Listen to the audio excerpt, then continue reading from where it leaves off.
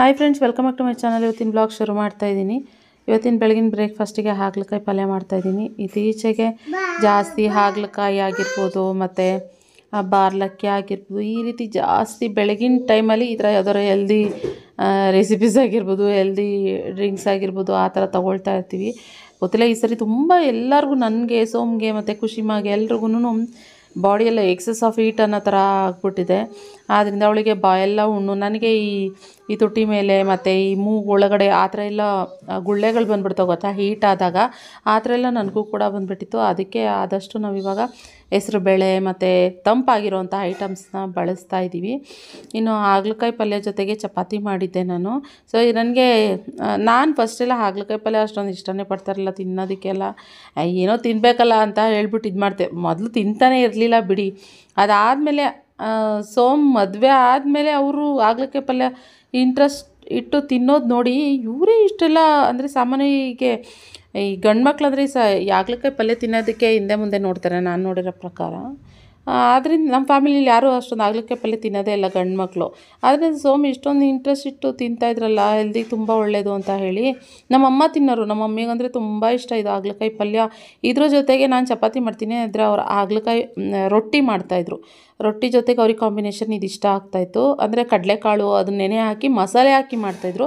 ಈ ಥರ ಸಪ್ಪೆ ಪಲ್ಯ ಮಾಡ್ತಾಯಿರಲಿಲ್ಲ. ನಾನು ಮದುವೆ ಆದಮೇಲೆ ಈ ಥರ ಸಪ್ಪೆ ಪಲ್ಯ ಮಾಡೋದನ್ನ ಕಲ್ತಿದ್ದು ನಾನು. ನಂಗೆ ಗೊತ್ತೇ ಇರಲಿಲ್ಲ ಈ ಥರ ಮಾಡಬೇಕು ಅಂತ ಹೇಳಿ. ಇನ್ನು ತೊಂಡೆಕಾಯಿ ಕಟ್ ಮಾಡ್ತಾಯಿದ್ವಿ. ಮಧ್ಯಾಹ್ನ ಮತ್ತೆ ವ್ಲಾಗ್ ಕಂಟಿನ್ಯೂ ಮಾಡ್ತಾಯಿದ್ದೀನಿ. ತೊಂಡೆಕಾಯಿ ಪಲ್ಯ ಮಾಡೋಣ ಅಂತ ಅಂದ್ಕೊಂಡು. ಹಾಗೆ ಇವತ್ತು ಗೆಡ್ಡೆಕೋಸು ಇದೆಲ್ಲ ಹಾಕ್ಬಿಟ್ಟು ಸಾಂಬಾರು ಮಾಡೋಣ ಅಂತ ಅದಕ್ಕೂ ಕೂಡ ರೆಡಿ ಮಾಡ್ತಾಯಿದ್ದೀನಿ. ತೊಂಡೆಕಾಯಿ ಮಾಡಿ ತುಂಬ ದಿನ ಆಗಿತ್ತು. ತೊಂಡೆಕಾಯಿನಲ್ಲಿ ಡ್ರೈ ಥರ ಮಾಡೋಣ ಅಂತ ಅಂದ್ಕೊತಿದ್ದೆ. ಅದು ಕ್ರಿಸ್ಪಿಯಾಗಿ ಬರುತ್ತೆ, ತಿನ್ನೋದಕ್ಕೆ ತುಂಬಾ ಚೆನ್ನಾಗಿರುತ್ತೆ. ತೊಂಡೆಕಾಯಿನಲ್ಲೂ ಸುಮಾರು ಥರ ಅಡುಗೆಗಳು, ಅಂದರೆ ತೊಂಡೆಕಾಯಿ ಬೇಳೆ ಹಾಕ್ಬಿಟ್ಟು ಸಾಂಬಾರು ಮಾಡ್ತಾರೆ, ಮತ್ತು ತೊಂಡೆಕಾಯಿನಲ್ಲಿ ಫ್ರೈ ಥರ ಮಾಡ್ತಾರೆ, ಎಣ್ಣೆನಲ್ಲೇ ಡೀಪ್ ಫ್ರೈ ಥರ ಮಾಡಿಬಿಟ್ಟು ಆ ಥರ ಮಾಡ್ತಾರೆ. ನಾನು ಸ್ಲೈಸಸ್ಸಾಗಿ ಕಟ್ ಮಾಡಿಬಿಟ್ಟು ಸ್ವಲ್ಪ ಡ್ರೈ ಥರ ಮಾಡ್ತೀನಿ. ತುಂಬ ಚೆನ್ನಾಗಿರುತ್ತೆ. ಹೇಗೆ ಮಾಡ್ತೀನಿ ಅನ್ನೋದನ್ನ ತೋರಿಸ್ತೀನಿ ಅದಕ್ಕೆ. ಇವಾಗ ಫಸ್ಟು ಒಗ್ಗರಣೆ ಮಾಡಿಬಿಡ್ತಾಯಿದ್ದೀನಿ. ಇತ್ತೀಚೆಗೆ ಜಾಸ್ತಿ ನಾನು ಗೆಡ್ಡೆಕೋಸು ಹಾಕಿ ಜಾಸ್ತಿ ಸಾಂಬಾರು ಮಾಡ್ತೀನಿ. ಅದೇನೋ ತುಂಬ ಇಷ್ಟ ಆಗುತ್ತೆ ನನಗೆ, ಗೆಡ್ಡೆಕೋಸು ಬೇಳೆ ಹಾಕ್ಬಿಟ್ಟು. ಅದ್ರ ಜೊತೆಗೆ ಬೇರೆ ಏನು ಹಾಕಿ ತರಕಾರಿ ಜಾಸ್ತಿ ಮಾಡಲ್ಲ. ಗೆಡ್ಡೆಕೋಸು ಯಾವಾಗಲೂ ತರಿಸ್ತಾ ಇರ್ತೀನಿ, ಇದೇ ಇರುತ್ತೆ ಸ್ಟಾಕು. ಸರಿ ಅಂದ್ಬಿಟ್ಟು ಗೆಡ್ಡೆಕೋಸು ಬೇಳೆ ಈರುಳ್ಳಿ ಎಲ್ಲ ಒಟ್ಟಿಗೆನೇ ಏನಮ್ಮ ಓಕೆ, ಗೆಡ್ಡೆಕೋಸು ಮತ್ತು ತೊಗರಿಬೇಳೆ, ಹೆಸರುಬೇಳೆ ಈ ಥರ ಹಾಕ್ಬಿಟ್ಟು ಬೇಳೆ ಸಾರು ಥರ ಮಾಡಿಬಿಡ್ತೀನಿ. ಈಸಿ ಮತ್ತು ಮೆಥಡು ಕೂಡ. ಎಲ್ಲ ಒಂದೇ ಸರಿ ವಿಜಿಲ್ಗೆ ಹಾಕ್ಬಿಟ್ರೆ ಬೇಗನೇನು ಸಾಂಬಾರು ಆಗಿಬಿಡುತ್ತಲ್ಲ, ಸೊ ಅದಕ್ಕೋಸ್ಕರ. ಜೊತೆಗೆ ಇತ್ತೀಚೆಗೆ ಸ್ವಲ್ಪ ಅದೇ ಹೇಳ್ದಂಗೆ ಹುಷಾರಿಲ್ಲ ಅಂದಾಗ, ಈ ಮಕ್ಕಳಿಗೆ ಹುಷಾರಿಲ್ಲ ಅಂದಾಗ ವೀಡಿಯೋ ಮಾಡೋದಂತೂ ತುಂಬಾ ಕಷ್ಟ. ವೀಡಿಯೋ ಮಾಡೋಕ್ಕೂ ನನಗೆ ಆಗ್ತಾಯಿಲ್ಲ ಜಾಸ್ತಿ. ಆದ್ದರಿಂದ ಇದ್ದಿದ್ದನ್ನ ಒಂದೊಂದು ಎಲ್ಲೆಲ್ಲೋ ಎಲ್ಲ ಕ್ಲಿಪ್ಪಿಂಗ್ಸ್ನ ತೊಗೊತೀನಿ, ಆದರೆ ಆ್ಯಡ್ ಮಾಡ್ತೀನಿ. ಇಲ್ಲ ಅಂತಂದರೆ ಇಲ್ಲ, ಹಂಗಾಗ್ಬಿಟ್ಟಿದೆ ನನಗೆ. ಯಾಕಂತಂದರೆ ಮಗು ಮೇಯ್ನು, ಹುಷಾರಾಗೋದೇ ಮೇಯ್ನು. ಆ್ಯಂಡ್ ಜೊತೆಗೆ ನನಗೆ ಯಾಕೆ ಈ ಥರ ಆಡ್ತಾಯಿದ್ದಾಳೆ ಖುಷಿಮಾ ಅಂದರೆ, ನನಗೆ ಅನ್ನಿಸ್ತಾಯಿತ್ತು ತಿರುಪತಿಗೆ ಹೋಗಿ ಬಂದಾಗಲಿಂದನೂ ಖುಷಿಮಾ ಈ ಥರ ಮಾಡ್ತಾ ಇರೋದು. ನನಗೆ ಯಾಕೆ ಈ ಥರ ಮಾಡ್ತಾಯಿದ್ದಾಳೆ, ಯಾಕೆ ಈ ಥರ ಹುಷಾರು ತಪ್ತಾಯಿದ್ದೆ ಅಂತ ನನಗೊಂಚೂರು ಗೊತ್ತಾಗ್ತಾ ಇರಲಿಲ್ಲ. ನನಗೆ ರೀಸೆಂಟಾಗಿ ಮೊನ್ನೆ ಒಬ್ಬರು ಕಮೆಂಟ್ ಮಾಡಿದರು, ನಿಖಿತಾ ನೀವು ಕಾಳಹಸ್ತಿಗೆ ಹೋಗ್ತೀವಿ ಅಂತ ಹೇಳಿಬಿಟ್ಟು ಆಮೇಲೆ ಆಗಲಿಲ್ಲ ಅಂತ ಹೇಳ್ಬಿಟ್ಟು ವಾಪಸ್ ಬಂದುಬಿಟ್ರಿ. ದೇವ್ರ ಹತ್ರ ಒಂದು ಸರಿ ತಪ್ಪು ಎಲ್ಲ ಇದು ಮಾಡ್ಕೊಳ್ಳಿ, ಒಂದು ಸರಿ ಇಲ್ಲಪ್ಪ ಇನ್ನೊಂದು ಸರಿ ಬರ್ತೀನಿ ಅಂತ ಅಂದ್ಕೊಳ್ಳಿ. ಯಾಕೆಂತಂದರೆ ನೀವು ಹಂಗೆ ಹೋಗ್ದಲ್ಲೇ ಬಂದುಬಿಟ್ರಲ್ಲ, ಆದ್ದರಿಂದನೂ ಕೂಡ ಈ ಥರ ಆಗಿರ್ಬೋದು ಅಂತ. Thank you so much. ಅದು ಯಾರು ಕಮೆಂಟ್ ಮಾಡಿದ್ರು ಅವರು. ನಿಜವಲ್ಲೂ ನನಗೆ ಅದು ಗಮನಕ್ಕೆ ಬಂದಿರಲಿಲ್ಲ. ನಾನು ಅದಕ್ಕೆ ಸರಿ ಅಂದ್ಬಿಟ್ಟು ನಿನ್ನೆ ದೇವ್ರ ಹತ್ರ ಅದನ್ನೇ ಅಂದ್ಕೊಂಡೆ, ಬರ್ತೀವಪ್ಪ, ಖಂಡಿತ ಬರ್ತೀವಿ ಇನ್ನೊಂದು ಸರಿ. ಅವತ್ತಿದ್ದ ಸಿಚುವೇಷನಲ್ಲಿ ನನಗೆ ಬರಲಿಕ್ಕೆ ಆಗಲಿಲ್ಲ, ಆದರೆ ಗ್ಯಾರಂಟಿ ಇನ್ನೊಂದು ಸರಿ ಕಾಳಹಸ್ತಿಗೆ ಅಂತಲೇ, ತಿರುಪತಿಗೆ ಅಂತಲ್ಲ ಕಾಳಹಸ್ತಿಗೆ ಅಂತಲೇ ದೇವಸ್ಥಾನಕ್ಕೆ ಬಂದು ನಾವು ನಮಸ್ಕಾರ ಮಾಡಿಕೊಂಡು ಬರ್ತೀವಿ ಅಂತ ಅಂದ್ಕೊಂಡೆ. ನಂಗೆ ತುಂಬ ಖುಷಿ ಆಯಿತು ಅವ್ರು ಕಮೆಂಟ್ ಮಾಡಿದ್ದು ನೋಡಿ. ಎಷ್ಟು ಡೀಪಾಗಿ ನಮ್ಮನ್ನು ಅರ್ಥ ಮಾಡಿಕೊಂಡು, ಅಂದರೆ ನಮ್ಮ ವೀಡಿಯೋಸ್ನ ಫಾಲೋ ಮಾಡಿಕೊಂಡು ನೋಡಿಕೊಂಡು ನಮ್ಮಲ್ಲಿ ಏನು ಚೇಂಜಸ್ ಆಗ್ತಾಯಿದೆ, ಏನು ತಪ್ಪು ಮಾಡ್ತಾ ಇರ್ಬೋದು, ಏನು ಸರಿ ಮಾಡ್ತಾ ಇರ್ಬೋದು ಅಂತ ನೋಡಿ ನಮಗೆ ಏನು ಗೈಡ್ ಮಾಡ್ತಾಯಿದ್ದಾರೆ, ಹೇಳ್ತಾ ಇದ್ದಾರಲ್ಲ ಅವ್ರು ನಮಗೆ. ತುಂಬಾ ಖುಷಿ ಅಂತ ಅನ್ನಿಸ್ತು ನನಗೆ. ನಾನು ಸೋಮ್ ಹತ್ರ ಅದು ಹೇಳಿದೆ, ನೋಡಿ ಸೋಮ್ ಯಾರೋ ಈ ಥರ ಕಮೆಂಟ್ ಮಾಡಿದರು, ಎಷ್ಟು ಖುಷಿ ಆಯಿತು ನೋಡಿ, ನಾವೇ ಮರ್ತುಬಿಟ್ಟಿದ್ವಿ. ಆ್ಯಕ್ಚುಲಿ ಅದಕ್ಕೂ ಇರ್ಬೋದು, ಕೆಲವೊಂದು ಟೈಮ್ ಆಗುತ್ತೆ. ನಾವು ಎಲ್ಲಿ ಹೋಗ್ತೀವಿ ಅಂತ ಹೇಳ್ಕೊಂಡು ಅರ್ಧದರಿಗೆ ವಾಪಸ್ ಬಂದರೆ ಈ ಥರ ಆಗುತ್ತೆ ಅಂತ ನಾನು ಕೇಳ್ಪಟ್ಟಿದ್ದೆ. ಆದರೆ ಮೇ ಬಿ ನಂದರಲ್ಲಿ ಹಿಂಗೆ ಆಗ್ತಾಯಿದೆ ಅಂತ ಅಂದ್ಕೊತೀನಿ.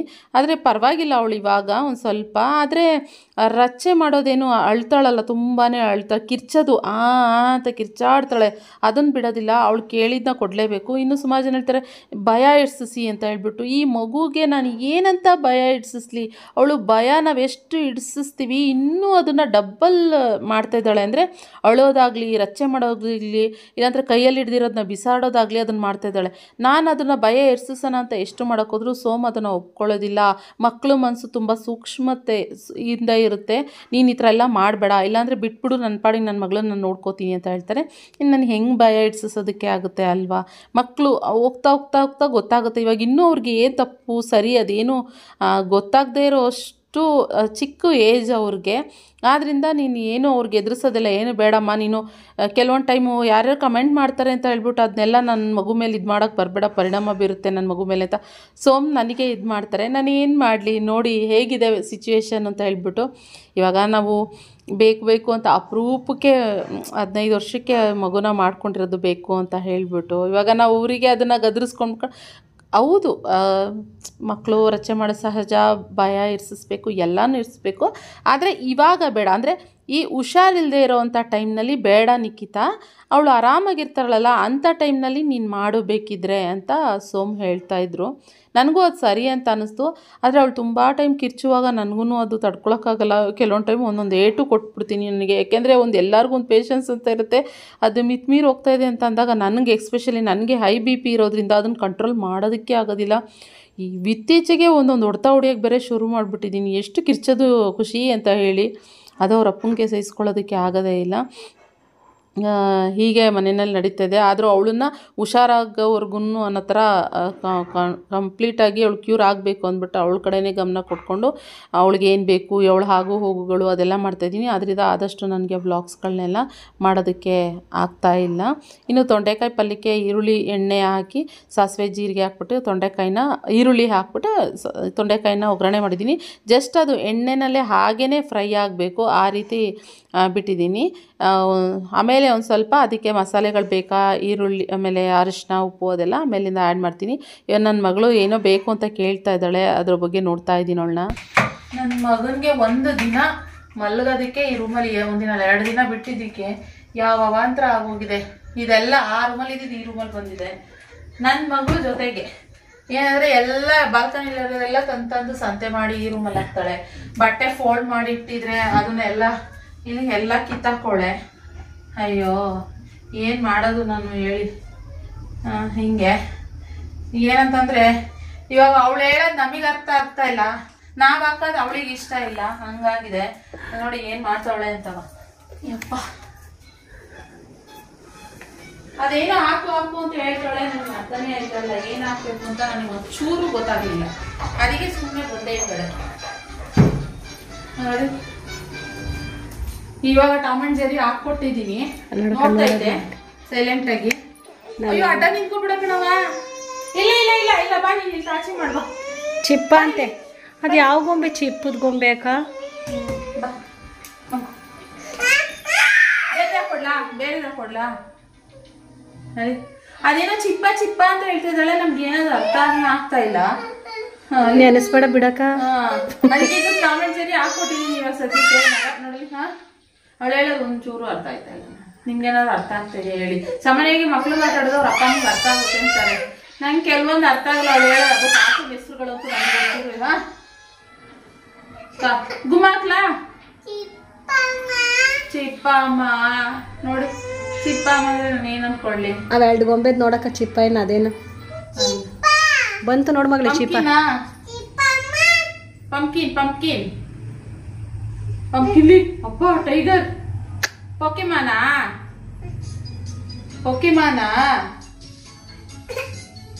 ಏನೋ ಗೊತ್ತಿಲ್ಲ. ಸುಂದರಕ್ಕ ಅದೆಲ್ಲ ಕ್ಲೀನ್ ಮಾಡ್ಕೊಂಡ್ಬಿಡ್ತೀನಿ. ನನ್ನ ಜೊತೆಗೆ ಇವಾಗ ಇದು ತೊಂಡೆಕಾಯಿ ಫುಲ್ ಫ್ರೈ ಆಗಿದೆ ಆಲ್ಮೋಸ್ಟ್. ಒಂಚೂರು ಇವಾಗ ಈ ಥರ ಫುಲ್ಲು ಎಣ್ಣೆನಲ್ಲೇ ಈ ಥರ ಫ್ರೈ ಆಗಬೇಕು. ಅಂದರೆ ತಿನ್ನುವಾಗ ಕ್ರಿಸ್ಪಿ ಥರ ಫೀಲ್ ಆಗಬೇಕು, ಅದಕ್ಕೋಸ್ಕರ ಹೀಗಾಗಿದೆ. ಇದಕ್ಕೇನಿಲ್ಲ, ಜಸ್ಟ್ ಒಂಚೂರು ಹಳದಿ ಪೌಡರು, ಸ್ವಲ್ಪ ಸಾಂಬಾರು ಪೌಡರ್ ಇಲ್ಲ ಗರಂ ಮಸಾಲ ಏನಾದರೂ ಹಾಕೋದು ನಡೆಯುತ್ತೆ. ಅದಕ್ಕೊಂಚೂರು ಹಳದಿ ಪೌಡರ್, ಉಪ್ಪು ಹಾಕಿದ್ದೆ ಆವಾಗಲೇ ನಾನು. ಸ್ವಲ್ಪ ಹಳದಿ ಪೌಡರ್ ಹಾಕ್ತಾಯಿದ್ದೀನಿ, ಗರಂ ಮಸಾಲ ಬೇಡ. ಒಂಚೂರು ಸಾಂಬಾರು ಪೌಡರ್ನೇ ಹಾಕ್ತಿದ್ದೀನಿ ಇವಾಗ, ಸ್ವಲ್ಪ ಅಷ್ಟೇ. ಹಾಕಿ ಸ್ವಲ್ಪ ಹಾಗೆಯೇ ಹುರಿಯೋದು, ಒಂಚೂರು ಉಪ್ಪು ಖಾರ ಇಟ್ಕೊಳ್ಳಿ ಅಂತ. ಇಲ್ಲ ಹಿಂಗೆ ಎಣ್ಣೆನಲ್ಲೇ ಫ್ರೈ ಮಾಡಿದಷ್ಟು ಅದು ಚೆನ್ನಾಗಿರುತ್ತೆ, ಟೇಸ್ಟ್ ಚೆನ್ನಾಗಿ ಬರುತ್ತೆ ಅಂತ ಹೇಳಿ ಅಷ್ಟೇ. ಡ್ರೈ ಥರ ಚೆನ್ನಾಗಿ ಬೇಕಂದರೆ ಲಾಸ್ಟಿಗೆ ಒಂದು ಸ್ವಲ್ಪ ಇದು ತೆಂಗಿನಕಾಯಿ ತುರಿ ಬೇಕಂದರೆ ಹಾಕ್ಕೊಂಡು, ಸ್ವಲ್ಪ ಕೊತ್ತಂಬರಿ ಸೊಪ್ಪು ಇಲ್ಲ ತೆಂಗಿನಕಾಯಿ ತುರಿ ಹಾಕ್ಕೊಂಡ್ರೂ ಆಗುತ್ತೆ. ಇದಾಗೋಷ್ಟರಲ್ಲಿ ಸಾಂಬಾರೇ ರೆಡಿ ಆಗೋದು. ಸಾಂಬಾರು ಕೂಡ ರೆಡಿ ಆಗೋಯ್ತು.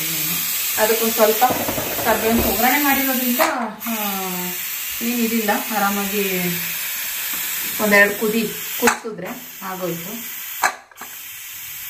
ಈ ತಣ್ಣಗಾಗೋವರೆಗೂ ಮಾತ್ರ ತೆಗಿಲೇಬಾರ್ದು, ಇಲ್ಲ ಅಂದರೆ ಬಸ್ ತಲೆ ಎದ್ಬಿಡ್ತದೆ. ಸಾಂಬಾರು ಕೂಡ ರೆಡಿ ಆಗೋಯ್ತು. ಇದೇ ಸ್ಪೂನಲ್ಲಿ ಮಾಡ್ತೀನಿ. ನಾನೇನು ಮಾಡ್ತೀನಿ ಅಂದರೆ ಗೆಡ್ಡೆಕೋಸಿಗೆ ಒಂದು ಸ್ವಲ್ಪ ಸಾಂಬಾರು ಪೌಡರ್ ಜಾಸ್ತಿ ಹಾಕ್ತೀನಿ, ಯಾಕೆಂದರೆ ಗೆಡ್ಡೆಕೋಸು ಸ್ವೀಟ್ ಬರುತ್ತಲ್ವಾ, ಅದಕ್ಕೆ ಸ್ವಲ್ಪ ಈ ಕಾಳು ಸಾರುಗಳಿಗೆ ಇದಕ್ಕೆಲ್ಲ. ಇನ್ನೇನು ಖುಷಿಗೆ ಅದು ಬಾಯಲ್ಲಿ ಹುಣ್ಣಾಗಿದೆ, ಅದು ಇನ್ನೂ ಕಡಿಮೆ ಆಗಿಲ್ಲ. ಜೆಲ್ಲೆಲ್ಲ ಅಪ್ಲೈ ಮಾಡ್ತಾ ಇದ್ವಿ, ಆದರೂ ಅದು ಕಮ್ಮಿ ಆಗಿಲ್ಲ. ಆದ್ದರಿಂದ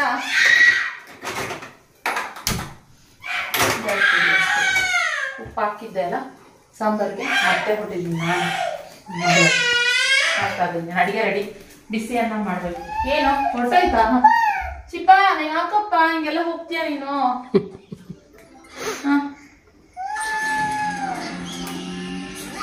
ಓಕೆ, ಇವಾಗ ಸಮಾಧಾನ ಮಾಡ್ಬಿಟ್ಟು ಫ್ರೆಂಡ್ಸ್, ಅಮೆಝಾನ್ನಲ್ಲಿ ನಾನು ಒಂದಷ್ಟು ಡ್ರೆಸ್ಸಸ್ಗಳನ್ನ ತರಿಸಿದ್ದೆ. ಅದನ್ನು ನಾನು ನಿಮ್ಮ ಜೊತೆ ಶೇರ್ ಮಾಡ್ಕೊತಾ ಇದ್ದೀನಿ. ನನಗೆ ತುಂಬ ಇಷ್ಟ ಆದಂಥ ಡ್ರೆಸ್ಗಳನ್ನ ನಾನು ನಿಮಗೆ ಹೇಳ್ತಾ ಇದ್ದೆ. ಯಾಕೆಂದರೆ ಸುಮಾರು ಜನ ನನ್ನ ಡ್ರೆಸ್ ಲಿಂಕ್ ಕೊಡಿ ನಿಖಿತಾ, ಇದು ತುಂಬ ಚೆನ್ನಾಗಿದೆ, ಇದು ತುಂಬ ಚೆನ್ನಾಗಿದೆ ಅಂತ ಕೇಳ್ತಾ ಇರ್ತೀರಾ. ಹಾಗೆ ಟೀ ಶರ್ಟ್ ಕೂಡ ತರಿಸಿದ್ದೆ, ನನಗೆ ತುಂಬ ಇಷ್ಟ ಆಯಿತು. ಪರ್ಸ್ನಲಿ ನನಗೆ ಜೀನ್ಸ್ ಮೇಲೆ ವೇರ್ ಮಾಡಿದ್ದೆ, ತುಂಬಾ ಚೆನ್ನಾಗಿ ಕಾಣಿಸ್ತಾ ಇತ್ತು. ಹಾಗೆ ಮೊನ್ನೆ ನಾನು JP ಪಾರ್ಕ್ಗೆ ಅಂತ ಹೋಗಿದ್ದೆ, ಒಂದು ಪಿಂಕ್ ಕಲರ್ ಡ್ರೆಸ್ ಹಾಕ್ಕೊಂಡಿದ್ದೆ. ಇದ್ರ ಲಿಂಕು ಕೂಡ ಕೇಳ್ತಾ ಇದ್ದೆ, ಇದ್ರ ಲಿಂಕು ಕೊಟ್ಟಿರ್ತೀನಿ. ಯಾಕೆ ಅಂತಂದರೆ ಅಮೆಝಾನ್ನಲ್ಲಿ ಈ ಜುಲೈ 20th ಮತ್ತು 21 ಅಮೆಝಾನ್ ಪ್ರೈಮ್ ಡೇ ಸೇಲ್ ನಡೀತಾ ಇದೆ. ಸೊ ಆದ್ದರಿಂದ ಒಳ್ಳೊಳ್ಳೆ ಆಫರ್ಗಳಿದ್ದಾವೆ. ಗೆಟ್ 50%ಇಂದ 80%ವರೆಗೂ ಆಫರ್ಸ್ ಇದ್ದಾವೆ. 1500ವರೆಗೂ ಟಾಪ್ ಬ್ರ್ಯಾಂಡ್ಸ್ ಮತ್ತು ಸೇಮ್ ಡೇ ಡೆಲಿವರಿ ಇರುತ್ತೆ. ಮತ್ತು 4 lakh ಪ್ಲಸ್ ಸ್ಟೈಲ್ಸ್ ಕೂಡ ಇದೆ. ಸೊ ಆದ್ದರಿಂದ ನೀವು ಚೆಕ್ ಮಾಡಿ. ಲಿಂಕ್ಸ್ನೆಲ್ಲ ಡಿಸ್ಕ್ರಿಪ್ಷನ್ ಬಾಕ್ಸ್ನಲ್ಲಿ, ಈ ನಾನು ತೋರಿಸಿರೋ ಡ್ರೆಸ್ಸಸ್ ಎಲ್ಲ ಲಿಂಕ್ಸ್ನೆಲ್ಲ ಡಿಸ್ಕ್ರಿಪ್ಷನ್ ಬಾಕ್ಸ್ನಲ್ಲಿ ಕೊಟ್ಟಿರ್ತೀನಿ. ಹಾಗೆ ನಿಮಗೆ ಯಾವ ಡ್ರೆಸ್ಸಸ್ ಬೇಕೋ ಅದನ್ನು ಕೂಡ ನೀವು ನೋಡಿ, ಸೇಲ್ ನಡೀತಿರೋದ್ರಿಂದ ಚೆಕ್ ಮಾಡಿ ಬೈ ಮಾಡಿ ಫ್ರೆಂಡ್ಸ್. ಓಕೆನಾ? ಏನು ಖಾಲಿ ಟಿಫನ್ ಬಾಕ್ಸ್? ಖಾಲಿ ಟಿಫನ್ ಬಾಕ್ಸ್ ಅಲ್ಲ, ಇದೇನು ಮಾಮಂತಂದ್ರ ಮತ್ತೆ ನೀಲಂ ಬೇಡ ಅಂದ್ರಿ? ಚೆನ್ನಾಗಿತ್ತು. ಏನೋ ಹೇಳ್ತೀವಿ. ಹಾಂ, ಅಯ್ಯೋ ಅಯ್ಯೋ ನಾನೇ ತಿನ್ನೋಳು. ಏನೋ ನೀವೇನಾದ್ರು ನೋಡ್ತೀರಾ, ಮೂಸು ಸೈಡ್ಗೆ ಇಡ್ತೀರಾ ನೋಡಿ. ಓಕೆ, ಪೂಜೆಗೆ ರೆಡಿ ಮಾಡ್ತಾಯಿದ್ದೀನಿ. ಹೂವು ಎಲ್ಲ ಮುಡಿಸಿದ್ದಾಯಿತು. ಇನ್ನು ಈ ಕಡೆ ನನ್ನ ಮಗಳು ಕೂತ್ಕೊಂಡ್ಲು. ಅವಳಿಗೇನಾದರೂ ಫ್ರಾಕ್ ಹಾಕಿದ್ದೀನ, ಮಾಮೂಲಿ ಟಿ ಶರ್ಟು ಇಲ್ಲ ಪ್ಯಾಂಟು ಅದು ಹಾಕೋದು, ಫ್ರಾಕ್ ಹಾಕಿದ್ದೀನಿ. ಅವಳಿಗೆ ತುಂಬ ಖುಷಿ. ಹೆಂಗೆ ಗೊತ್ತಾ, ಹೋಗಿ ಮಿರರಲ್ಲಿ ನೋಡ್ಕೊತಾ ಇರ್ತಾಳೆ. ಆ ಫ್ರಾಕ್ನ ಹಿಂಗೆ ಅಗ್ಲಿಸ್ಕೊಂಡು ನೋಡ್ತಾ ಇರ್ತಾಳೆ. ಖುಷಿಮಾ ಅಪ್ಪ ಹಾಯ್ ಮಾಡಿ ಎಲ್ರಿಗೂ. ಬಾಲ್ ಬೇಕು ಅಂತ ಮೊನ್ನೆ ಬಾಲ್ ತೆಗೆಸ್ಕೊಂಡ್ರೆ ಮೆಡಿಕಲ್ ಸ್ಟೋರ್ ಹೋದಾಗ. ಅಪ್ಪ ಬಾಲ್ ಕೊಡು ಎಲ್ರಿಗೂ, ಇಲ್ಲಿ ಬಾಲ್ ಕೊಡು, ಬಾಲ್ ಕೊಡು ಎಲ್ರಿಗೂ. ಹಾಯ್ ಮಾಡಿ ಎಲ್ರಿಗೂ. ಬಾಯಾ? ಬಾಲಾ? ಸಾರಿ ಬಾಲಾ? ಓಕೆ. ಹಾಗೆ ಐಸ್ ಕ್ರೀಮಿಂದ ಹಾಕ್ಕೊಡ್ಬೇಕಂತೆ. ಐಸ್ ಕ್ರೀಮಿಂದ ನೋಡ್ತಾ ಇದ್ದಾಳೆ. ಟೈಮ್ ಬಂದು 6:10 ಆಗಿದೆ. ಇನ್ನು ಅವರಪ್ಪ ಬಂದ ತಕ್ಷಣ ಫುಲ್ ಖುಷಿ ಆಗ್ಬಿಟ್ಲು. ಪಾಪ ಅಂತ ಅಂದ್ಕೊಂಡು ಫುಲ್ ಖುಷಿ ಆಗ್ಬಿಟ್ಟಿದ್ದಾಳೆ. ಇನ್ನು ಈ ಕಡೆ ಬಂದು ಇಲ್ಲಿ ನೋಡಿ, ಸ್ಯಾಂಡ್ವಿಚ್ ಮಾಡೋ ಅವತಾರ. ಈ ಥರ ಎಲ್ಲ ಸ್ಯಾಂಡ್ವಿಚ್ ಮಾಡ್ತಾರ? ನೀವೆಲ್ಲ ಮಾಡ್ತೀರಾ ಈ ಥರ ಎಲ್ಲ? ಬ್ರೆಡ್ ಎಲ್ಲ ದಿಕ್ಕಾಪಾಲಾಗಿ ಇಟ್ಬಿಟ್ಟು ಸ್ಯಾಂಡ್ವಿಚ್ ಮಾಡೋದು ಎಲ್ಲ ಒಂದು ಕಡೆ ಇಟ್ಬಿಟ್ಟು ಮಾಡಿಕೊಂಡ್ರೆ, ನಮ್ಮ ಮನೆಯಲ್ಲಿ ಸ್ಯಾಂಡ್ವಿಚ್ನ ಈ ಥರ ಮಾಡ್ತಾಯಿದ್ದಾರೆ. ಓಕೆ, ನಾವಿನ್ನು ಪೂಜೆ ಮಾಡುವ. ಸುಮ್ಮ ಮಲ್ಕೊಂಡ್ಬಿಟ್ಟಿದ್ಲು, ಅದಕ್ಕೋಸ್ಕರ ಸ್ವಲ್ಪ ಲೇಟ್ ಆಯಿತು. ನನಗೂ ಸ್ವಲ್ಪ ಕೆಲಸ ಆಯಿತು. ಅದೆಲ್ಲ ಏನೇನಿದೆ ಅದೆಲ್ಲ ಮುಗಿಸ್ಕೊಂಡು ಆಮೇಲೆ ನಾನು ಇದು ಮಾಡಿಕೊಂಡೆ. ಯಾಕಂದ್ರೆ ಚಿಕ್ಕಪುಟ್ಟ ಏನಾದ್ರು ಕೆಲಸಗಳಿದ್ರೆ ಮುಗಿಸ್ಕೊಂಡು ಬಿಡ್ತೀನಿ. ಎಡಿಟಿಂಗ್ ಆಗಿರ್ಬೋದು, ಬೇರೆ ಏನಾದರೂ ಇದ್ದರೆ ಹಿಂಗೆಲ್ಲ ಮುಗಿಸ್ಕೊಳ್ತೀನಿ. ಇನ್ನು ಮಧ್ಯಾಹ್ನನೇ ಅಡುಗೆ ಮಾಡಿದ್ರಿಂದ ಅಡುಗೆ ಎಲ್ಲ ಮಾಡೋ ನೆಸೆಸಿಟಿ ಇಲ್ಲ. ಯಾಕಂದರೆ ಅಡುಗೆ ಎಲ್ಲ ಇದೆ ಅಲ್ಲೇ, ಗೆಡ್ಡೆಕೋಸಾರು, ತೊಂಡೆಕಾಯಿ ಪಲ್ಯ, ಪ್ರತಿಯೊಂದು ಇದೆ. ಅದೇ ಹೇಗೋ ಆಗುತ್ತೆ. ಇವಾಗ ಸ್ಯಾಂಡ್ವಿಚ್ ಮತ್ತು ಟೀ ಏನೋ ಮಾಡ್ತಾ ಇದ್ದಾನೆ ಅವನು. ಅವ್ರ ಅಪ್ಪನ ಬರ್ತಾರಲ್ಲ ಅಷ್ಟರಲ್ಲಿ ಮಾಡು ಅಂತ ಹೇಳಿದೆ, ಮಾಡ್ತಾಯಿದ್ದಾನೆ. ಓಕೆ, ಎಲ್ಲರೂ ಹೇಳ್ತೀರಾ ನಿಖಿತ ಸ್ವಲ್ಪ ಸ್ಲೋ ಆಗಿ ಮಾತಾಡಿ, ಫಾಸ್ಟಾಗಿ ಮಾತಾಡ್ಬಿಡಿ ಅಂತ ಸುಮಾರು ಜನ ಹೇಳ್ತಾರೆ. ಅದರಿಂದ ಇನ್ಮೇಲೆ ಆದಷ್ಟು ಒಂದು ಸ್ವಲ್ಪ ಸ್ಲೋ ಆಗಿ ಮಾತಾಡೋಣ ಅಂತ ಅನ್ಕೊಂಡಿದ್ದೀನಿ. ಎಕ್ಸ್ಪ್ರೆಸ್ ಗಾಡಿ ಥರ ಹೋಗೋದು ಬೇಡ. ನನಗೆ ಹಂಗೇನೆ IBP ಇರೋಕ್ಕೆ ಹಾರ್ಟ್ ಬೀಟ್ ಜೋರಾಗಿ ಹೊಡ್ಕೊತಾ ಇರುತ್ತಲ್ಲ, ಸೊ ಪಟ ಪಟ ಪಟ ಪಟ ಪಟ ಅಂತ ಬರಬೇಕು. ಇಲ್ಲಿ ಫಸ್ಟ್ ಒನ್ನಲ್ಲಿದೆ, ಫಸ್ಟ್ ಒನ್ ಇದರಲ್ಲಿ ಫಾಸ್ಟಾಗಿ ಮಾತಾಡಬೇಕು ಅನ್ನೋ ಥರ ಅನ್ಸುತ್ತೆ. ಅಂದರೆ ಏನಕ್ಕೆ ಮಾತಾಡೋದು ಅಂದರೆ ಮರ್ತೋಗ್ಬಿಡ್ತೀನಿ ಅಂತ. ಸೊ ಏನಾದ್ರು ಮಾತಾಡಬೇಕು ಅಂತ ನಾನು ಮನಸ್ಸಲ್ಲಿ ಅಂದ್ಕೊಂಡಿರ್ತೀನಿ, ಅದನ್ನ ಮರ್ತೋಗ್ಬಿಟ್ರೆ ಅಂದ್ಬಿಟ್ಟು ಆ ಪದ ಬರೋವರೆಗೂ ಪಟ ಪಟ ಪಟ ಅಂತ ಮಾತಾಡ್ಬಿಟ್ಟು ಪಟ್ ಅಂತ ಮುಗಿಸ್ಬಿಡ್ತೀನಿ ಅಷ್ಟೇನೆ. ಆ್ಯಂಡ್ ಜೊತೆಗೆ ಕೆಲವೊಂದು ಅದೇ ಹೇಳ್ದಂಗೆ ರಿಪೀಟೆಡ್ ವರ್ಡ್ಸ್ ಬರ್ತಾ ಇರ್ತದೆ ಅಂತ ಹೇಳ್ತಾ ಇರ್ತೀರಾ. ಹೌದು, ಕೆಲವೊಂದು ಟೈಮು ರಿಪೀಟೆಡ್ ವರ್ಡ್ಸ್ ಯೂಸ್ ಮಾಡ್ತೀನಿ. ನನಗೂ ಅದು ಗೊತ್ತಾಗಿದೆ. ಆದಷ್ಟು ನಾನು ಅದನ್ನು ತಿದ್ಕೊಳ್ಳೋಕ್ಕೆ ಟ್ರೈ ಮಾಡ್ತೀನಿ, ಚೇಂಜ್ ಮಾಡ್ಕೊತೀನಿ. ಓಕೆನಾ? ಸೊ ಓಕೆ, ಇವಾಗ ದೀಪ ಹಚ್ಬಿಟ್ಟು ಇನ್ನು ಸುಮಾರು ಜನ ರಕ್ಷಿತ್ನ ಬಗ್ಗೆ ಕೇಳ್ತಾ ಇರ್ತೀರ. ರಕ್ಷಿತ್ನ ಯಾಕೆ ವಿಡಿಯೋದಲ್ಲಿ ತೋರಿಸೋದಿಲ್ಲ ಅಂತೆಲ್ಲ ಸುಮಾರು ಜನ ಕೇಳ್ತಾ ಇರ್ತೀರ. ಪರ್ಸ್ನಲ್ಲಾಗಿ ಹೇಳ್ಬೇಕಂತಂದರೆ ನನಗೆ ರಕ್ಷಿತ್ ಯೂಟ್ಯೂಬ್ ವೀಡಿಯೋಸ್ ಮಾಡೋದಾಗಲಿ, ಹಾಗೆ ಅವನು ವೀಡಿಯೋದಲ್ಲಿ ಬರೋದಾಗಲಿ ನನಗೆ ಇಷ್ಟ ಇಲ್ಲ, ಬೇಡ ಅವನು. ಯಾಕಂದರೆ ಈ ಯಾವುದ್ರ ಸೋಷಿಯಲ್ ಮೀಡ್ಯಾದಲ್ಲಿ ಯಾವುದ್ರಲ್ಲೂ ಬರೋದು ಬೇಡ. ಅವನು ಅಚ್ಚುಕಟ್ಟಾಗಿ ಅವನು ಕಾಲೇಜ್ಗೆ ಹೋಗಲಿ ಬರಲಿ, ಆ ಕಡೆನೇ ಫೋಕಸ್ ಮಾಡಲಿ ಅಂತ ಅನ್ನೋದು ನನ್ನ ಅಭಿಪ್ರಾಯ. ಆದ್ದರಿಂದ ನಾನು ಅವನ ಬಗ್ಗೆ ಎಲ್ಲೂ ಮಾತಾಡೋದಿಲ್ಲ, ಏನಿಲ್ಲ. ಇತ್ತೀಚೆಗೆ ಅವನು ದೊಡ್ಡವನಾಗ್ತಿದ್ದಾನೆ ನೋಡಿ. ಮೊದಲೆಲ್ಲ ನನ್ನ ಜೊತೆನೇ ಎಲ್ಲೇ ಹೋಗ್ಬೇಕು, ಒಂದು ದೇವಸ್ಥಾನಕ್ಕೆ ಹೋಗ್ಬೇಕಾಗಲಿ, ಇಲ್ಲ ಎಲ್ಲೇ ಒಂದು ಶಾಪಿಂಗ್ ಹೋಗ್ಬೇಕಾಗಲಿ, ಅವನನ್ನ ಜೊತೆಯಲ್ಲೇ ಕರ್ಕೊಂಡು ಹೋಗ್ತಾ ಇದ್ದೆ. ಅವನು ಅದೇ ಥರನೇ ಬರ್ತಾ ಇದ್ದ ನಮ್ಮ ಜೊತೆ, ಆಯಿತಾ. ಇವಾಗ ಹಂಗಿಲ್ಲ, ಅವ್ನು ದೊಡ್ಡವನಾಗ್ಬಿಟ್ಟಿದ್ದಾನೆ. ಇವಾಗ ನೀವು ಹೋಗಿ ಬರ್ತೀರಾ, ಸರಿ ನೀವು ಹೋಗಿ ಬನ್ನಿರಿ, ನಾನು ಮನೆಯಲ್ಲಿ ಇರ್ತೀನಿ ಅಂತಾನೆ. ನಾನಾಗೆ ಫೋರ್ಸ್ ಮಾಡಿ ಕಳೆದ್ರು ಕೂಡ ಅವನೇನು ಬರೋದಿಲ್ಲ, ನೀವು ಹೋಗಿ ಬನ್ನಿ ಪರವಾಗಿಲ್ಲ ಅಂತ ಹೇಳ್ತಾನೆ. ಸೊ ಆದ್ದರಿಂದ ಇವಾಗ ಆಯಿತು, ಅವ್ನು ದೊಡ್ಡವ ಆಗ್ತಾ ಇದ್ದಾನೆ, ಅವ್ನ ಪಾಡಿಗೆ ಅವನನ್ನ ಫ್ರೀಯಾಗಿ ಬಿಟ್ಬಿಡ್ಬೇಕು. ನಮ್ಮಿಂದ ಅವನಿಗೆ ತೊಂದರೆ ಆಗಬಾರ್ದು, ಅವನಿಂದನೂ ನಮಗೆ ತೊಂದರೆ ಆಗಬಾರ್ದು ಅಂತ ನಾನು ಯೋಚನೆ ಮಾಡ್ತೀನಿ.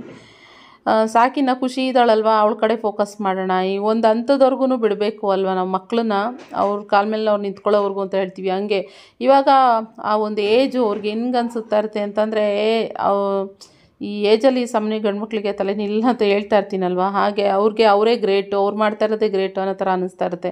ಸೊ ಆದ್ದರಿಂದ ಆದರೆ ನನ್ನ ಒಂದು ರೂಲ್ಸ್ಗಳಿದ್ದಾವೆ, ಅದಕ್ಕೆಲ್ಲ ಅವನು ಅಡ್ಡಿಯಾಗೋದು ಇಷ್ಟ ಇಲ್ಲ. ಆ್ಯಂಡ್ ಜೊತೆಗೆ ಕೆಲವೊಂದನ್ನು ನಾನು ಹೇಳಿದನು ಅವನು ಏನು ಅದೇ ಈ ಥರ ಸೋಷಿಯಲ್ ಮೀಡ್ಯಾನಲ್ಲಿ ನನಗೆ ಅವನು ಬ್ಲಾಗ್ಸ್ ಮಾಡೋದಾಗಲಿ ಅದು ನನಗೆ ಇಷ್ಟ ಇಲ್ಲ, ಬೇಡ ನಿಂದೇನಿದೆ ಅದನ್ನು ಫೋಕಸ್ ಮಾಡಪ್ಪ, ಇದೆಲ್ಲ ಬೇಡವೇ ಬೇಡ ಅಂತ ಹೇಳ್ಬಿಟ್ಟು ನಾನು ಕಂಪ್ಲೀಟಾಗಿ ಬಿಟ್ಬಿಟ್ಟಿದ್ದೀನಿ. ಆದ್ದರಿಂದ ಆ ಕಡೆ ಅವನು ಜಾಸ್ತಿ ಫೋಕಸ್ ಮಾಡ್ತಾ ಇಲ್ಲ. ಇನ್ನು ನಾರ್ಮಲಾಗಿ ನಾವು ಪೂಜೆ ಮಾಡಬೇಕಾದ್ರೆ ಕುಶಿಮ ಯಾವಾಗ್ಲೂ ಬಂದು ಅವಳು ನಮಸ್ಕಾರ ಮಾಡಿ ನೋಡಿ. ಇವಾಗ ಟಿ ವಿ ಅಲ್ಲಿ ಟೇಬಲ್ ಇಟ್ಟಿದ್ದೀನಿ, ಅದ್ರ ಮೇಲೆ ಹತ್ಬಿಟ್ಟು ಅವಳು ಟಿ ವಿ ಹತ್ರ ಎಲ್ಲ ಮುಟ್ಟಿ ಆ ಸ್ಟ್ಯಾಂಡ್ ಹತ್ರ ಏನೇನಿದೆ ಅದೆಲ್ಲ ಎತ್ಕೊತಾ ಇರ್ತಾಳೆ. ಆದಷ್ಟು ಅವಾಯ್ಡ್ ಮಾಡ್ತೀನಿ ನಾನು ಕಂಟ್ರೋಲ್ ಮಾಡೋದಕ್ಕೆ. ಪೂಜೆ ಮಾಡ್ತಾಯಿರ್ತೀನಿ, ಡೋರ್ ಕ್ಲೋಸ್ ಮಾಡಿಬಿಡ್ತಾಳೆ, ಈ ಥರ ಎಲ್ಲ ನಡೀತಾ ಇರುತ್ತೆ. ಹಾಗೆ ಅವಳು ಇತ್ತೀಚೆಗೆ ಅಂದರೆ ಅಪ್ಪ ಅಂತ ಅಷ್ಟು ದೂರದಿಂದ ಓಡ್ ಬಂದು ತಪ್ಕೊಳ್ಳೋದು, ಅಮ್ಮ ಅಂತ ಓಡ್ ಬಂದು ತಪ್ಕೊಳ್ಳೋದು, ಈ ಥರ ಮಾಡ್ತಾಳೆ. ಆಮೇಲೆ ನಾನು ಆ ಕಡೆ ನಿಂತ್ಕೊಬೇಕು, ಅವರಪ್ಪ ಈ ಕಡೆ ನಿಂತ್ಕೊಬೇಕು. ಆ ಕಡೆ ನಿಂತ್ಕೊಂಡಿದ್ರೆ ಆ ಕಡೆ ಓಡ್ ಬರ್ತಾಳೆ, ಅಮ್ಮ ಅಂತ ಓಡ್ ಬಂದು ತಪ್ಕೊಳ್ಳೋದು ನನ್ನನ್ನು. ಆಮೇಲೆ ಈ ಕಡೆ ಅವ್ರ ಅಪ್ಪ ನಿಂತ್ಕೊಂಡಿದ್ರೆ ಅಪ್ಪ ಅಂತ ಹೋಗಿ ತಪ್ಕೊಳ್ಳೋದು. ನಮಗೆ ಇದೇ ಒಂಥರ ಖುಷಿ ಅಂತ ಅನಿಸುತ್ತೆ. ನಮಗೂ ಮನಸ್ಸಿನಲ್ಲಿ ತುಂಬಾ ನೋವಿದೆ, ಅದನ್ನೆಲ್ಲ ನಾನು ಪಬ್ಲಿಕಲ್ಲಿ ಹೇಳ್ಕೊಳಕ್ಕಾಗ್ತಾಯಿಲ್ಲ, ತುಂಬಾ ನೋವಿದೆ. ಆದರೆ ಈ ಥರ ನನ್ನ ಮಗಳು ಈ ಥರ ಅವಳು ಕೊಡ್ತಾ ಇರೋ ಒಂದು ಖುಷಿಯಿಂದ ಆ ನೋವುಗಳನ್ನೆಲ್ಲ ಮರಿತಾ ಇದ್ದೀವಿ ಅಂತಲೇ ಹೇಳ್ಬೋದು. ಅದು ಎಕ್ಸ್ಪ್ರೆಸ್ ಮಾಡೋಕ್ಕೆ ಆಗಲ್ಲ ಫ್ರೆಂಡ್ಸ್, ನಿಜವಾಗ್ಲೂ ಅದು ಅನುಭವಿಸೋರಿಗೆ ಮಾತ್ರ ಅದು ಗೊತ್ತಾಗುತ್ತೆ. ಅದು ಹೇಳ್ಕೊಳ್ಳೋದಕ್ಕೆ ಆಗೋದೇ ಇಲ್ಲ, ಅಷ್ಟು ಖುಷಿ ಅಂತ ಅನಿಸುತ್ತೆ. ಇವಾಗಲೂ ಅಷ್ಟು ಅಮ್ಮ ಇವಾಗಲೂ ನೋಡಿ ವಾಯ್ಸ್ ಓವರ್ ಕೊಡ್ತಾಯಿದ್ದೀನಿ, ಎಡಿಟಿಂಗ್ ಮಾಡ್ತಾಯಿದ್ದೀನಿ, ಅಮ್ಮ ಅಂತ ಹೇಳ್ಬಿಟ್ಟು ಬಂದು ಕರಿತಾನೆ ಇರ್ತಾಳೆ. ಇವೆಲ್ಲ ಕೇಳಿಸ್ಕೊತಾ ಇರ್ಬೋದು ಅಂತ ಅನಿಸುತ್ತೆ. ಜಾಸ್ತಿ ಫೋಕಸ್ ನಾನು ಇವಾಗ ನನ್ನ ಮಗಳ ಮೇಲೇ ಕೊಡ್ತಾಯಿದ್ದೀನಿ. ಇವಾಗ ಅವಳೇ ನನಗೆ ಸದ್ಯಕ್ಕೆ ಪ್ರಪಂಚ ಅನ್ನೋ ಥರ ಇದ್ದೀವಿ ನಾವು. ಓಕೆ, ನನ್ನ ಮಗಳಿಗೆ ನೋಡಿ ಅದೇ ಆಟ, ಈ ಕಡೆಯಿಂದ ಆ ಕಡೆ, ಈ ಕಡೆಯಿಂದ ಆ ಕಡೆ ಅವ್ರ ಅಪ್ಪ ನಿಂತಿದ್ರು, ಅಪ್ಪ ಅಂತ ಆ ಕಡೆ ಹುಡುಗೋದು, ಅಮ್ಮ ಅಂತ ಈ ಕಡೆ ಬರೋದು. ಅವಳು ಯಾವಾಗಲೂ ಮಾಡ್ತಾ ಇರ್ತಾಳೆ. ವಿಡಿಯೋ ತೆಗಿಯೋಕ್ಕಾಗಿರಲಿಲ್ಲ, ಅದಕ್ಕೆ ತೋರಿಸ್ತೆ ಅಷ್ಟೇ. ಓಕೆ, ಇವಾಗ ಸ್ಯಾಂಡ್ವಿಚ್ ರೆಡಿ ಆಯಿತು. ಸ್ಯಾಂಡ್ವಿಚ್ ರೆಡಿ ಆಗ್ತಾಯಿದೆ. ಇದು ನಾನು ಬೆಳಗ್ಗೆ ಬ್ರೆಡ್ ಟೋಸ್ಟ್ ಮಾಡ್ಕೊಂಡಿದ್ದೆ, ಸಿದೋಗ್ಬಿಟ್ಟಿತ್ತು ಒಂದು, ಅದು ತುಪ್ಪ ಹಾಕಿ ಮಾಡಿದ್ದು. ಇದೆಲ್ಲ ಈ ಥರ ಎಲ್ಲ ಇಡ್ತಾರ ಫ್ರೆಂಡ್ಸ್, ಇಲ್ಲಿ ನೋಡಿ. ಅಯ್ಯೋ, ಹಿಂಗೆ ಆಗ್ತಾ ಇದೆ. ಇಲ್ಲಿ ಸ್ಯಾಂಡ್ವಿಚ್ ಮೇಕರಲ್ಲಿ ಮಾಡ್ತಾ ಇರೋದು. ಸ್ವೀಟ್ ಕಾರ್ನ್ ಅದೆಲ್ಲನೂ ಹಾಕಿ, ಆಮೇಲೆ ಎಂಥದ್ದು ಚೀಸು ಮೈನೀಸು ಎಲ್ಲನೂ ಹಾಕಿ ಮಾಡ್ತಾ ಇರೋದು. ಟೀ ಇಟ್ಟಿಲ್ಲ. ಟೀ ಬೇಕಾ ಸೋ? ಮ್ಯಾಂಗೋ ತಿಂತಾ ಇದ್ದಾರೆ ಅವರು. ಓಕೆ, ಸ್ಯಾಂಡ್ವಿಚ್ ರೆಡಿ ಆಗಿದೆ. ಮಯೋನೀಸು ಜೊತೆಗೆ ಟೊಮೊಟೊ ಸಾಸ್ ಹಾಕಿ ಕೊಟ್ಟಿದ್ದಾರೆ. ನನ್ನ ಮಗಳು ಏನು ಟೇಸ್ಟ್ ಮಾಡ್ತಾವಳೆ. ಏನು ಟೇಸ್ಟ್ ಮಾಡ್ತಾ ಇದೆಯಪ್ಪ? ಟೊಮೊಟೊ ಸಾಸ್ ಅಂದರೆ ಅವ್ಳಿಗೆ ತುಂಬ ಇಷ್ಟ. ಕೆಚಪ್ ಅಂದರೆ ಸ್ವೀಟ್ ಇರುತ್ತಲ್ವಾ, ಅದಕ್ಕೆ ತಿಂತಾಳೆ. ಅದನ್ನು ಇರೋ ನಾನು ಖುಷಿ ಇರಪ್ಪ ಹೋಯ್ತು. ನೋಡಿ, ಬರೀ ಬ್ರೆಡ್ ಕೊಟ್ಟರೆ ನೋಡಿ. ನೀರು ಖಾಲಿ ಆಗಿದೆ ಅನಿಸುತ್ತೆ, ಪ್ಲಸ್ ಖಾಲಿ. ಹೆಂಗೆ ಒಟ್ನಲ್ಲಿ ತಿಂದರೆ ಸಾಕು ಅಂತ ಹೇಳಿ. ಚೆನ್ನಾಗಿದೆ. ಬರೀ ಈರುಳ್ಳಿ ಟೊಮೊಟೊ ಎಲ್ಲ ಏನು ಹಾಕಿಲ್ಲ. ಸೊ ಬೇಕಾ ಏನಾದ್ರು? ಬೇಡ. ಕಾಫಿ ಬೇಕಾ ಟೀ ಬೇಕಾ? ಹಾಂ, ಬೇಡವಾ? ಓಕೆ, ನಮಗೆ ಒಂಚೂರು ಕಾಫಿ ಇಲ್ಲ ಟೀ ಏನಾದ್ರು ಮಾಡ್ಕೊತೀವಿ. ಕರೆಂಟ್ ಹೋಯ್ತು, ಜನ್ರೇಟ್ರ್ ಆನ್ ಆಗಿದೆ, ಅದಕ್ಕೆ ನಮ್ಮ ಕಿಚನ್ ಲೈಟ್ ಆನ್ ಆಗಿಲ್ಲ. ಇನ್ನು ಮಧ್ಯಾಹ್ನನೇ ತೊಂಡೆಕಾಯಿ ಮತ್ತು ಗೆಡ್ಡೆಕೋಸು ಸಾರು ಮಾಡಿದ್ನಲ್ವ, ಅದೇ ಇತ್ತು. ಆದ್ದರಿಂದ ಇದು ಹೆಸ್ರುಬೇಳೆ ಇತ್ತು. ಹೆಸ್ರುಬೇಳೆ ರೈಸು ಹುರಿದ್ಬಿಟ್ಟು ನಾನು ರೈಸ್ ಮಾಡಿದ್ದೆ. ಇವಾಗ ಇತ್ತಲ್ಲ, ಯಾವಾಗಲೂ ಕಿಚಡಿ ಮಾಡ್ತಾಯಿರ್ತೀನಿ. ಅವಳು ಬಾಯಲ್ಲಿ ಹುಣ್ಣಾಗಿರೋದ್ರಿಂದ ಖಾರ ಬೇಡ, ಒಂದು ಸ್ವಲ್ಪ ಸ್ವೀಟ್ ಮಾಡಿಕೊಡೋಣ ಅಂತ ಹೇಳಿ. ಬೆಲ್ಲನೂ ಈಟು ಅಂತ ಹೇಳ್ತಾರೆ, ಆದರೆ ನಾನು ಸ್ವಲ್ಪನೇ ಹಾಕಿದ್ದೀನಿ, ಜಾಸ್ತಿ ಹಾಕಿಲ್ಲ. ಅಂದರೆ ಅವಳು ತಿಂತಾಳೆ ಇಲ್ವಾ ಟ್ರೈ ಮಾಡೋಣ ಅಂತ. ಕಿಚಡಿ ಅವಳಿಗೆ ಬೇರೆ ಏನಾದ್ರು ಮಾಡ್ಕೊಡೋಣ ಅಂತ ಇತ್ತು. ರೈಸ್ ಮಾಡಿಬಿಟ್ಟು ಏನಾದ್ರು ಕೊಡೋಣ ಅಂತ ಹೇಳಿ ಬಾರ್ಲಕ್ಕಿ ನೀರು ಕಾಯಿಸಿದ್ದೆ. ಬಾರ್ಲಕ್ಕಿ ನೀರನ್ನ ಮಿಕ್ಸ್ ಮಾಡಿಬಿಟ್ಟು ಅವಳಿಗೆ ಅದಕ್ಕೊಂದು ಸ್ವಲ್ಪ ಮೊಸರು ಹಾಕ್ಬಿಟ್ಟು ಆ ಥರ ತಿನ್ನಿಸ್ತೀನಿ. ಇವಾಗ ಸೋಮ್ ಹೇಳ್ತಿದ್ರು, ಸ್ವೀಟ್ ಪೊಂಗಲ್ ಮಾಡೇ ಇಲ್ಲ ನಿಕ್ಕಿದೆ, ಎಷ್ಟೊಂದು ದಿನ ಆಯಿತು ಮಾಡು ಅಂತ ಹೇಳ್ತಾಯಿದ್ರು. ಹಾಗೆ ನೋಡೋಣ, ಇವಳು ತಿಂದರೆ ತಿನ್ನಲಿ, ಇಲ್ಲ ಅಂತಂದರೆ ನಾವು ಯಾರು ತಿನ್ನೋದಕ್ಕೆ ಸರಿ ಹೋಗುತ್ತೆ ಅಂತ ಇದಕ್ಕೆ ಹೆಸ್ರು ಬೇಳೆಗೆ ಬೆಲ್ಲ ಹಾಕಿ ಸ್ವಲ್ಪ ಕೊಬ್ಬರಿ ತುರಿ ಹಾಕಿಲ್ಲ ಇನ್ನು. ಯಾಕೆಂದರೆ ಅವಳಿಗೆ ತಿನ್ನಬೇಕಾದ್ರೆ ಅವಳಿಗೆ ಕೊಬ್ಬರಿ ತುರಿ ಹಾಕ್ಬಿಟ್ರೆ ಸೆಂಟ್ರಲ್ ಏನೋ ಸಿಕ್ಕಿದ್ರೆ ಅದನ್ನು ಉದ್ಬಿಡ್ತಾಳೆ. ಅದಕ್ಕೋಸ್ಕರ ನಾನೇನು ಮಾಡಿ ಒಂದು ಸ್ವಲ್ಪ ರೈಸ್ನ ತೆಗೆದಿಟ್ಕೊಂಡು ಆಮೇಲೆ ನಾನು ಕೊಬ್ಬರಿ ತುರಿನ ಅದಕ್ಕೆ ಮಿಕ್ಸ್ ಮಾಡಿದೆ. ಜಾಸ್ತಿ ತಿನ್ನೋದಕ್ಕೆ ಹೋಗಲಿಲ್ಲ ಅವಳು, ಒಂದು ಸ್ವಲ್ಪ ತಿಂದಷ್ಟು ತಿನ್ನಲಿ ಅಂತ ಹೇಳಿ ನಾನು ಸುಮ್ಮನೆ ಆದೆ. ಫ್ರೆಂಡ್ಸ್, ಇವಾಗ ಬಿಸಿನೀರು ಒಂದು ಸ್ವಲ್ಪ ಬೇಕಿತ್ತು, ಕಾಯಿಸಿಟ್ಟೆ. ಖುಷಿಮಾಗೆ ಒಂದು ಸ್ವಲ್ಪ ಅದು ಸ್ವೀಟ್ ಪೊಂಗಲ್ ಥರ ಮಾಡಿ ಒಂದು ಸ್ವಲ್ಪ ತಿನ್ನಿಸ್ತೆ ಅಷ್ಟೇ, ಸ್ವಲ್ಪ ತಿಂದ್ಲು ಅಷ್ಟೇನೆ. ಇವಾಗ ಬಿಸಿ ಅನ್ನ ಮಾಡಿದ್ದೀನಿ. ನಾನು ಸಾಂಬಾರು ಕೂಡ ಇವಾಗ ಬಿಟ್ಟಿಗಿಡ್ತಾ ಇದ್ದೀನಿ. ಇವತ್ತು ಅದೇನು ಬ್ರೆಡ್ ಸ್ಯಾಂಡ್ವಿಚ್ ಅದು ಇದು ಅಂತ ಎಲ್ಲ ತಿಂದಿದ್ದಕ್ಕೆ ಹೊಟ್ಟೆ ಹಸಿವಿಲ್ಲ. ಇವಾಗ ಆಲೇ ಟೈಮ್ 9:30, ಹೊಟ್ಟೆನೇ ಹಸಿವಿಲ್ಲ. ಊಟ ಮಾಡಿದ್ರು ಇಲ್ಲ ಅಂದ್ರೆ ಇಲ್ಲ, ಹಂಗಾಗಿ ಹೋಗ್ಬಿಟ್ಟಿದೆ. ಇನ್ನು ಎಡೆಕೋಸು ಸಾಂಬಾರು ಆಗಿದೆ, ಮಾಡಿಟ್ಟಿದ್ದೀನಿ. ಯಾರು ಬಂದು ಊಟ ಮಾಡೋದು ಮಾಡಲಿ. ರಕ್ಷಿತ ಹಾಕೋತಾರೆ ಏನೋ ಅಂತ ಹೇಳ್ಬಿಟ್ಟು ಮಲ್ಕೊಂಡ್ಬಿಟ್ಟವನೆ, ಡೀಪ್ ನಿದ್ದೆ ಮಾಡ್ತವನೆ. ಸೊ ನೀವು ಸ್ವೀಟ್ ಪೊಂಗಲ್ ಬೇರೆ ಮಾಡಿದ್ದೀನಲ್ಲ, ಅದು ಕೂಡ ಇದೆ. ಇವಾಗ ಆದಷ್ಟು ಸ್ವಲ್ಪ ತಂಪು ನನ್ನ ಬಾಡಿ ಅಂತೂ ಯಾವಾಗ್ಲೂ ಹೀಟ್ ಬಾಡಿನೇ ನಂದು. ಇನ್ನು ನನ್ನ ಮಗಳದು ಅದೇ ಥರನೇ ಹೀಟ್ ಬಾಡಿನೇ ಇದೆ ತುಂಬಾನೇ. ಸೊ ಅದಕ್ಕೆ ಆದಷ್ಟು ಹೆಸರು ಬೇಳೆ ಅದು ಜಾಸ್ತಿ ರೈಸ್ ಅವಾಗ ಮಾಡ್ತಾ ಇರ್ತೀನಿ, ಒಂದಿನ ಬಿಟ್ಟು ಮಾಡ್ತಾ ಇರ್ತೀನಿ. ಈ ಥರ ಎಲ್ಲ ಆಗ್ತಾ ಇರುತ್ತೆ. ಆ್ಯಂಡ್ ಜೊತೆಗೆ ಇನ್ನು ಸುಮಾರು ಜನ ಖುಷಿ ಕೇಳ್ತಾರೆ, ಏನಂತಂದ್ರೆ ಖುಷಿ ಕತ್ತಲಿ ಸರ ನೋಡಿದ್ದಾರೆ, ಅದಕ್ಕೆ ಕೇಳ್ತಾರೆ ನಿಖಿತಾ ಏನು ಖುಷಿಗೆ ಸರ ಸಿಕ್ತಾ, ಖುಷಿ ಸರ ಸಿಕ್ತಾ ಅಂತ ಸುಮಾರು ಜನ ಕೇಳ್ತಾ ಇದ್ರು. ಖುಷಿ ಸರ ಸಿಕ್ಕಿಲ್ಲ. ಆವಾಗಲೇ ಹೇಳಿದ್ದೆ ನಾನು, ಕಳೆದೋಗಿದೆ ಅಂತ ಹೇಳಿದ್ನಲ್ವಾ, ಸಿಕ್ಕಿಲ್ಲ. ಏನಂದ್ರೆ ಅದರಲ್ಲಿ ಆ ಸರದ ಮೇಲೆ ಒಂದು ಸ್ವಲ್ಪ ಸೆಂಟಿಮೆಂಟ್ ಇತ್ತು ಜಾಸ್ತಿ. ಯಾಕೆ ಅನ್ನೋದನ್ನು ಹೇಳ್ತೀನಿ. ಅದನ್ನ ಎಲ್ರೂ ಗಿಫ್ಟ್ ಮಾಡಿದ್ದು, ಅಂದ್ರೆ ಒಂದಷ್ಟು ಮುಯಿ ದುಡ್ಡು ಅಂತ ಎಲ್ಲರೂ ಹಾಕಿದ್ರಲ್ವಾ, ಆ ದುಡ್ಡಲ್ಲಿ ಅದನ್ನ ಖುಷಿಗೆ ಅಂತ ತಗೊಂಡಿದ್ದು. ಅದು ಒಂದು ಸ್ವಲ್ಪ ಅದೊಂದು ಸೆಂಟಿಮೆಂಟ್ ಇತ್ತು ಸೋಮ್ಗೆ. ಮತ್ತೆ ಇನ್ನು ಅವಳು ಕತ್ತಲಿ ಸರ ಇಲ್ಲದೆ ಇರೋದಕ್ಕೆ ಒಂಥರ ಯಾವಾಗಲೂ ಕತ್ತಲಿ ಸರ ಇದು ಖಾಲಿ ಕತ್ತು ತರ ಫೀಲ್ ಆಗ್ತಾ ಇತ್ತು ಸೋಮ್ಗೆ. ಸೋಮ್ಗೆ ನನ್ನ ಮಗಳು ನನ್ಗೆ ನೋಡಕ್ ಆಗ್ತಲ್ಲ. ಇನ್ನೂ ಒಂದು ಸರ ಇದೆ, ಆದ್ರೆ ಅದನ್ನ ಡೈಲಿ ಯೂಸ್ಗೆ ಆಗ್ತಾ ಇರ್ಲಿಲ್ಲ. ಆದ್ರಿಂದ ಸೋಮ್ ಇಲ್ಲ, ನನ್ನ ಮಗಳಿಗೆ ಒಂದು ಸಿಂಪಲ್ ಆಗಿ ಸರ ತಗೊಬೇಕು ಅಂತ ಹೇಳಿ ಹೋದ್ವಿ. ಅಲ್ಲಿ ನೋಡ್ರೆ ಸೇಮ್ ಅದೇ ತರ ಡಾಲರು, ಸೇಮ್ ಅದೇ ತರ ಚೈನೇ ಇತ್ತು. ಸೊ ಆಮೇಲೆ ಅದನ್ನ ತೆಗೆದು ಹಾಕಿರೋದು. ಏನ್ ಅದನ್ನ ಪರ್ಮನೆಂಟ್ ಆಗು ಹಾಕೋದಿಲ್ಲ. ಅಂಡ್ ಜೊತೆಗೆ ಎಕ್ಸ್ಪೆಷಲಿ ಊರಿಗೆ ಹೋಗ್ಬೇಕು ಅಂತಂದ್ರೆ ಮಾತ್ರ ಯಾವತ್ತು ಊರಿಗೆ ಅಂತಲ್ಲ, ಎಲ್ಲೇ ಹೋದ್ರು ಹೊರಗಡೆ ನಾವು ಅವಳು ಕತ್ತಿ ಸರ ಹಾಕೋದಿಲ್ಲ. ಇನ್ನು ಅದೇ ಹೇಳ್ದಂಗೆ ಮಕ್ಳಿಗೆ ಚಿನ್ನದ್ದು ಗೊತ್ತಾಗಲ್ಲ ಪಾಪ, ಅವ್ರಿಗೆ ಬುದ್ಧಿ ಬರೋವರ್ಗುನು ಬೆಲೆ ಬಾಳುವಂತ ವಸ್ತುಗಳನ್ನ ಹಾಕ್ಬಾರ್ದು ಅಂತ. ನನ್ನ ಜೊತೆಗೆ ಕೇರ್ಫುಲ್ ಆಗಿ ನೋಡ್ಕೊಬೇಕಾಗಿತ್ತು. ನಾನು ನಮ್ಮ ಮನೆಯವರೇ ಇರೋದು ಎಲ್ಲರೂ ಅನ್ನೋ ಹತ್ರ ಒಂದು ಕಾನ್ಫಿಡೆಂಟ್ ಮೇಲೆ ಸೈಲೆಂಟ್ ಆಗ್ಬಿಟ್ಟೆ. ಅಲ್ಲಿ ನೋಡ್ಕೊಳಕ್ ಹೋಗ್ಲಿಲ್ಲ. ಟೀ ಶರ್ಟ್ ಬೇರೆ ಕವರ್ ಆಗ್ಬಿಟ್ಟಿತ್ತು. ಈ ತರ ನನಗೆ ಗೊತ್ತಾಗ್ಲಿಲ್ಲ. ಇರ್ಲಿ, ಪಾಠ ಕಲಿಬೇಕು ನಾವು, ಇದೆಲ್ಲ ಒಂಥರ ಪಾಠ ಕಲಿತಾನೆ ಇರಬೇಕು. ಹಾಗೆ ಅದಕ್ಕೆ ಇವಾಗ ಅವಳಿಗೆ ಮತ್ತೆ ಅದೇ ತರ ಸರನ ಅಷ್ಟು ಗ್ರಾಮ್ನಲ್ಲೇ ಸೇಮ್ ಡಿಸೈನು ಸೇಮ್ ಡಾಲರ್. ಯಾರು ನೋಡಿದ್ರೆ ಇಲ್ಲ ನಾವು ಸುಳ್ಳು ಹೇಳ್ತಾ ಇದೀವಿ, ಅದೇ ಸರ ಕಳ್ದೋಗಿಲ್ಲ, ನಾವೇ ಸುಳ್ಳು ಹೇಳ್ತಾ ಇದೀವಿ ಅನ್ನೋ ತರ ಇದೆ. ಹಂಗೆ ಇದೆ ಆ ಸರ ಸೇಮು. ಅದನ್ನ ಮತ್ತೆ ತಗೊಂಡು ಅವಳು ಕತ್ತಿಗೆ ಹಾಕಿದ್ವಿ. ಒಂದ್ ಸ್ವಲ್ಪ ದಿನ ಅವಳು ಸ್ಕೂಲಿಗೆ ಹೋಗೋವರೆಗೂ ಅಷ್ಟೇ, ಅಂದ್ರೆ ನಮ್ಮ ಮನೆಯಲ್ಲಿ ಇರ್ತಾಳಲ್ವಾ ಅಲ್ಲಿವರೆಗೂ ಅಷ್ಟೇನೇನೆ. ಇನ್ ಮನೇಲಿದ್ರೆ ನಾವು ಇನ್ನೆಲ್ಲೂ ಹೊರಗಡೆ ಕರ್ಕೊಂಡು ಹೋದ್ರೆ ಅವಳು ಹಿಂದೆನೇ ಇರ್ತೀವಿ. ಇನ್ನ ಅದೇ ಎಲ್ಲರೂ ಹೊರಗಡೆ ಆಚೆಗಡೆ ಅವಳು ಸಿಂಗಲ್ ಆಗಿ ಆಟ ಆಡಕ್ ಬಿಡ್ತಾ ಇದೀವಿ, ಹೊರಗಡೆ ಹೋಗ್ತಾ ಇದೀವಿ ಅನ್ನೋ ಟೈಮಲ್ಲಿ ಮಾತ್ರ ಬಿಚ್ಚಿಟ್ಬಿಟ್ಟು ಹೋಗೋಣ ಅಂತ ಡಿಸೈಡ್ ಮಾಡ್ಕೊಂಡಿದೀವಿ. ಆದ್ರೆ ಅವ್ರ ಅಪ್ಪಂಗೆ ಅವ್ರ ಮಗಳು ಕತ್ತಲ್ಲಿ ಇರ್ಬೇಕು ಅನ್ನೋದೊಂದು ಆಸೆ. ಅದೆಲ್ರಿಗೂ ಒಬ್ರೊಬ್ರಿಗೆ ಒಂದೊಂದ್ ತರ ಅಲ್ವಾ ಆಸೆಗಳಿರ್ತವೆ.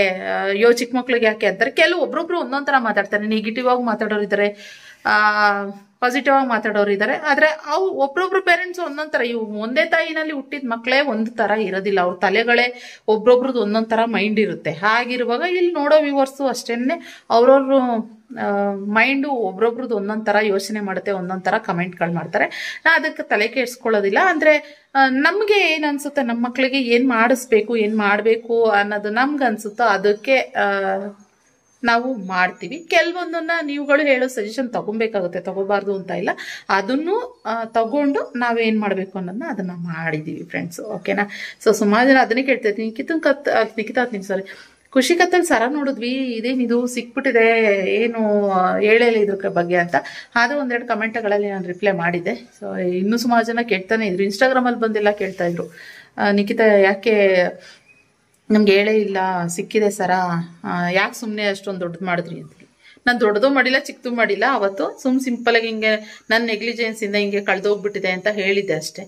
ಅದು ಬಿಟ್ರೆ ಹೀಗೆ. ಸೊ ಓಕೆ ಫ್ರೆಂಡ್ಸ್, ಇನ್ನು ವಿಷಲ್ ತರದೇ ಇಲ್ಲ, ವಿಷಲ್ ಹೋಗ್ತೀವಿ ಹಿಂಗೆ ಮುಚ್ಚಿಟ್ಬಿಟ್ಟಿದ್ದೀನಿ. ಓಕೆ, ಇವತ್ತಿನ ಬ್ಲಾಗ್ನ ನಾನು ಇಲ್ಲಿಗೆ ಸದ್ಯಕ್ಕೆ ಎಂಡ್ ಮಾಡ್ತೀನಿ. ಮತ್ತೆ ನಾನು ಇನ್ನೊಂದು ಬ್ಲಾಗ್ನೊಂದಿಗೆ ಸಿಗ್ತೀನಿ. ಇವತ್ತಿನ ಬ್ಲಾಗ್ ಏನೋ ನಿಮ್ಗೆ ಇಷ್ಟ ಆದರೆ ಒಂದು ಲೈಕ್ ಮಾಡಿ. ಓಕೆನಾ? Thank you for watching. Bye. ಬೆಳಗ್ಗೆಯಿಂದ ಸಂಜೆವರೆಗೂ ಇದಾಗಿತ್ತು ಇವತ್ತಿನ ಬ್ಲಾಗ್.